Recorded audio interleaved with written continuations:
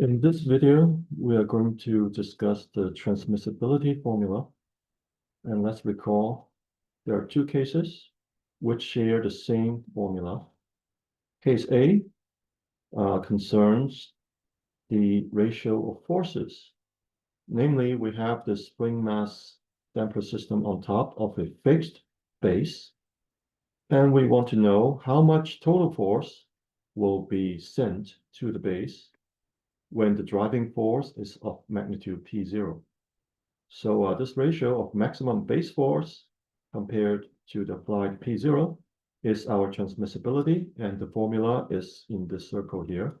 D is the DMF, dynamic magnification factor, previously discussed, and it's multiplied to this further factor involving, again, frequency ratio and damping ratio.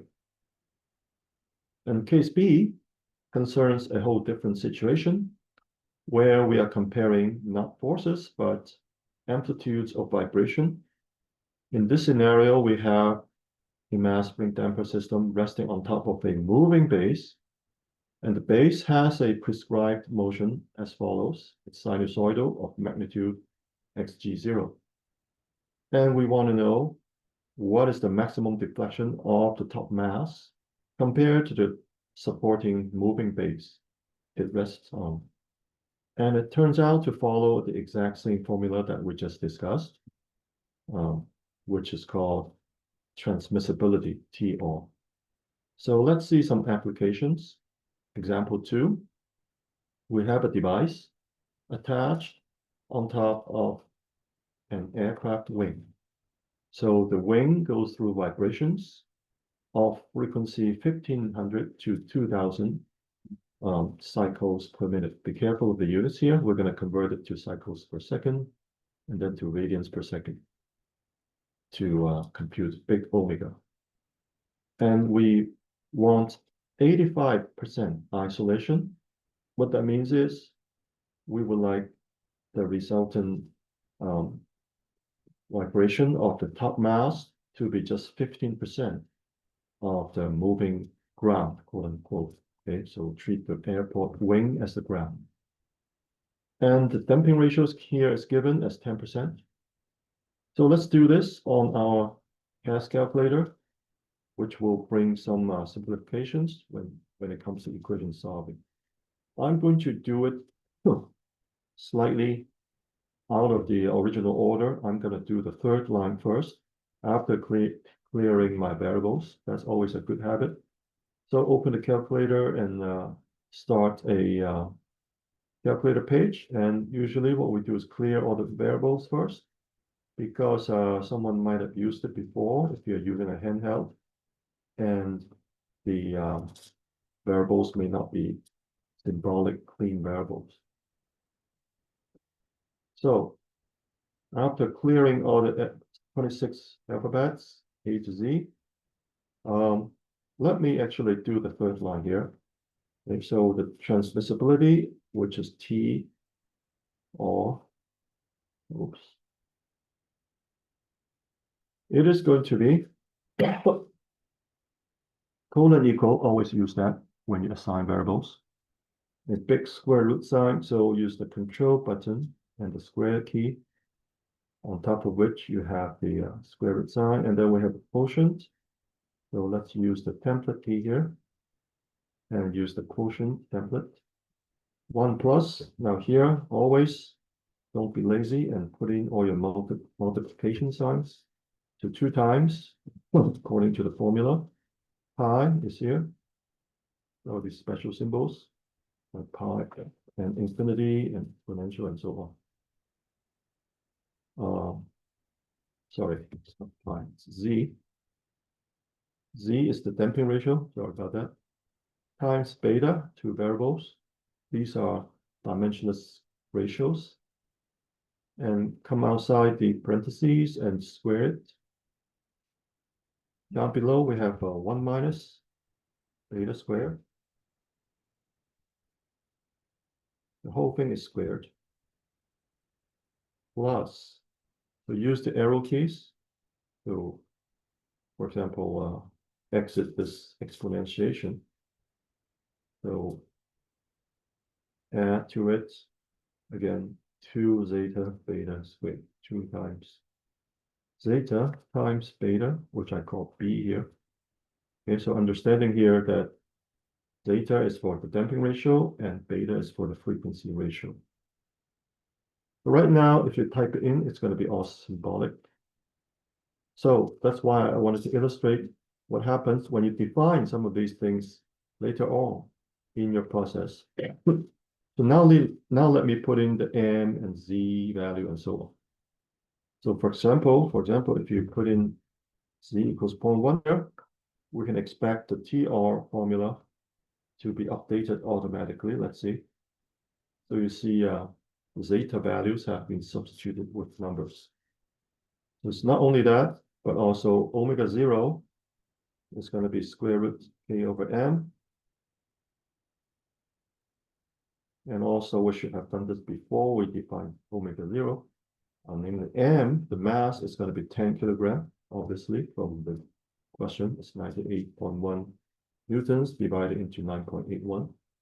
So when you do that, omega 0 will turn out to be a function of K, because mass is already given a numerical value. Okay. And there's more. Beta now will be defined. Beta is equal to 2 pi, 2 times pi, times the frequency, F, which is in hertz, or cycles per second, that's understood. And that's a frequency ratio, beta, so we need to divide big omega, which is 2 pi F, into omega 0, which we have defined, which is a function of K. So you see the whole thing turns out to depend on F, the excitation frequency, and also stiffness of the mass of the GPS. Now let's take a look again at TR. You see that what's been substituted into beta and omega 0 appears automatically in what contains those two variables. Okay. So now we see this is a function of K with a parameter F here. But solving is quite simple. We can just use the solve command. What is the requirement here? Let's recall. We want this TR to be less than or equal to 15%, which is 0.15. So that's the equation we want to solve. Okay. And if you want to solve an equation, you can use the solve command to contain that equation. So press the book key here and press S. And you can scroll down by arrow or by Control 3, maybe 2 times. And you should quickly find the solve command. And the solve command requires the input of an equation first, comma, and then the variable you're solving for. So here's the equation. We already typed it. So put in a comma. And then what you want to solve for, because there are two symbols here, F and K. Obviously, we want to solve for K because we want to find the required stiffness. So, oops, sorry, I have a, okay, never mind. So you want to solve for K, and just solve it, press enter, and see the solution can be a little bit messy because it doesn't know whether K is supposed to be negative or positive, but we know. So let's give it more information before we solve the equation. And that's a good habit whenever you solve complicated equations. So put in additional information with the AND command. K, we know it's greater than 0. Stiffness is never negative. So, sorry, let me just get rid of this box here. Inside here.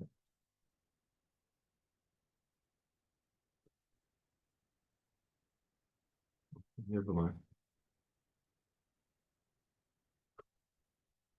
So here's the new format for the solve command, we put in the additional information we know about the variable we're solving for.